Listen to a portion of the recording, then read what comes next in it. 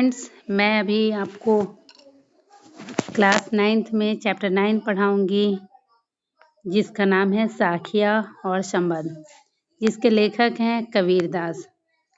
कबीर के जन्म और मृत्यु के बारे में अनेक किंवदंतियां प्रचलित है। कहा जाता है कि सन 1398 ईस्वी में इनका जन्म हुआ था, और इनका जन्म कहाँ हुआ था? काशी में हुआ था। ठीक है, ये इनकी प्रमुख रचनाएं हैं कबीर ग्रंथावली और गुरु ग्रंथ साहब। ये सब प्रमुख इनकी रचनाएं हैं। अब हम बात करते हैं इनकी साखिया की।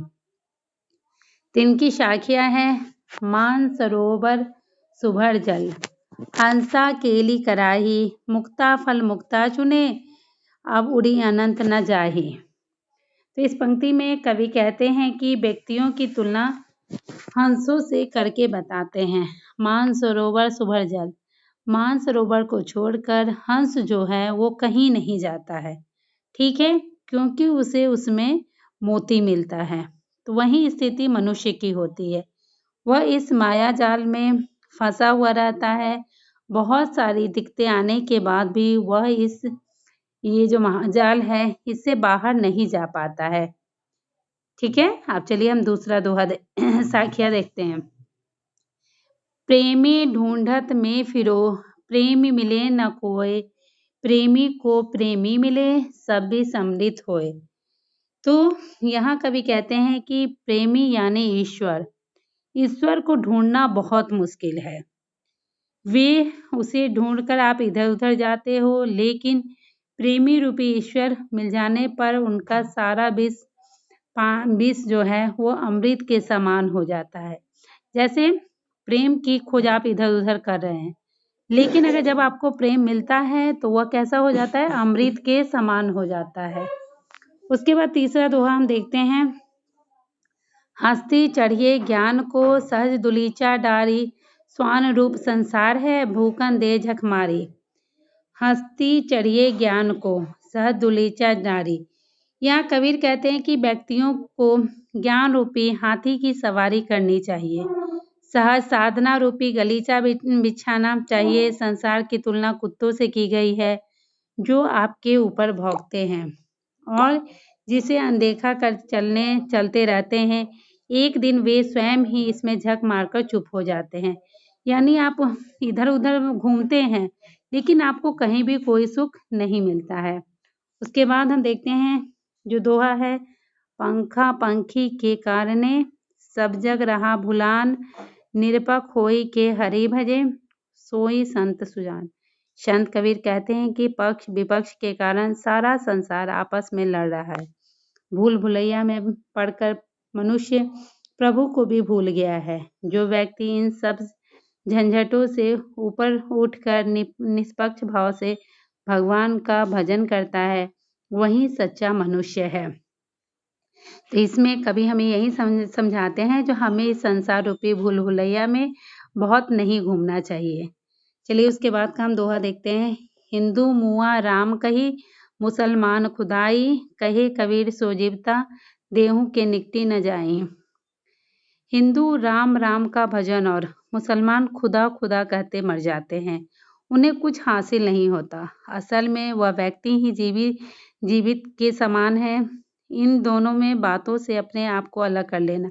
जैसे हिंदू राम का नाम कर रहा है, मुसलमान है वो अल्लाह का नाम लेता है, और इसी बीच ये आपस में लड़ाई करते रह जाते हैं। लेकिन ईश्वर इन दोनों में से किसी को सही रूप से प्राप्त नहीं होता है।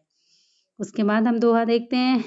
काबा फिरी काशी भया, राम ही भया रही, मोट चून मैदा भया, बैठी कबीर जी। तो इस दोहे में कवि कहते हैं कि आप या तो काबा जाएं या काशी जाएं, राम भजे या रहीम, दोनों का अर्थ एक ही समान है। जिस प्रकार गेहूं को पीसने से आटा बनता है तथा बारीक पीसने से मैदा, परंतु दोनों ही खाने से के प्रयोग में आता है, इसलिए दोनों का अर्थ एक ही है।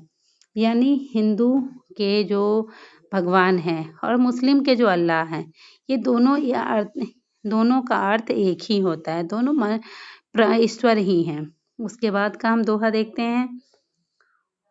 ऊंचे कुल का जन्मिया, जे करनी ऊंच न होए, सुमरन कलश सुरा भरा साधु निंदा होए। तो इस पंक्ति में कवि कहते हैं कि केवल ऊंचे कुल में जन्म लेने से कुछ नहीं होता है, उनके कर्म ज्यादा मायने रखते हैं। अगर वह व्यक्ति बुरे कार्य करता है तो उसका कुल अनदेखा कर दिया जाता है। ठीक उसी प्रकार जिस तरह सोने के कलश में रखी शराब भी शराब ही कहलाती। यानी कहने का मतलब है, अगर आपका जन्म ऊंचे कुल में हुआ है तो इससे आपका नाम नहीं होता, आपका कर्म ही आपकी पहचान होती है। चलिए उसके बाद हम देखते हैं संबंध क्या है। मोको कहाँ ढूंढे बंदे, मैं तो तेरे पास में, ना मैं देवल ना मैं मस्जिद, ना काबे का लाश में, ना तो कोने क्रिया कर्म में, नहीं योग विराग में, खोजी होए तो तुरते मिलाऊं, पल भर की तलाश में, कहे कबीर सुने भई साधो, सब सांसों की श्वास में। तो इस पंक्ति में कबीरदास कहते हैं कि मनुष्य ईश्वर में चाहो और भटकता रहता है। कभी वह मंदिर जाता है, कभी मस्जिद जाता है, कभी काबा का भ्रमण करता है, कभी कैलाश जाता है।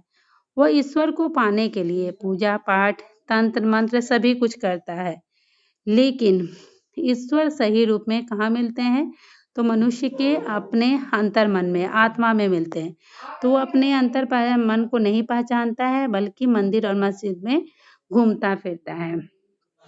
उसके बाद हम देखते हैं, संतो भाई आई ज्ञान की आंधी रे, भ्रम की टाटी सबे उड़ानी, माया रहे न बांधी, हिति चित की दू थुनी, गिरानी मोह बिलिडा टूटा, तृष्णा छानी पारी घर उपरी, कुबदी का भांडा फूट, जोग जुगति करी संतो बांधी, निर्चु चुभे न पानी, कुड़ कपट काया का निक्षय, हरि की गति सब जानी, आंधी पीछे जो जल बुठा, प्रेम हरि जन फीन, कहे कबीर भान के पंक्ति उदित भयातम खीना।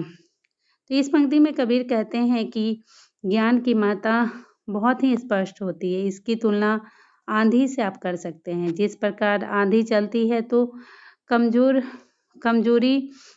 जो झोपड़ियां हैं वो गिर जाती हैं और खंबे धड़धड़ा जाते हैं। उसी प्रकार जब मनुष्य को ज्ञान प्राप्त होता है तब मन के सारे भ्रम दूर हो जाते हैं, सारे बंधन टूट जाते हैं।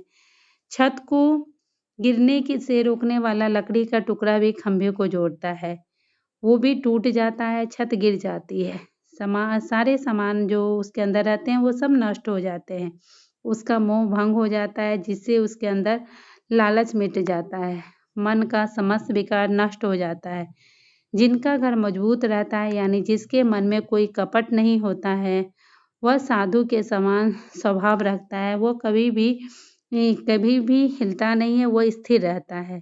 आंधी के बाद वर्षा से सारी चीजें ही धुल जाती हैं। उसी तरह ज्ञान की प्राप्ति के बाद मन निर्मल हो जाता है, व्यक्ति ईश्वर का भजन में लीन हो जाता है। तो इस पंक्ति में कवि हमें स्पष्ट रूप से यही समझाते हैं, जो हमें इस संसार के मोहजाल में, लालच में अधिक नहीं पड़ना चाहिए, हमें किसी के साथ कपट नहीं करना चाहिए और अपने ईश्वर को सच्चे मन से याद करना चाहिए। ठीक है, तो यही हमारा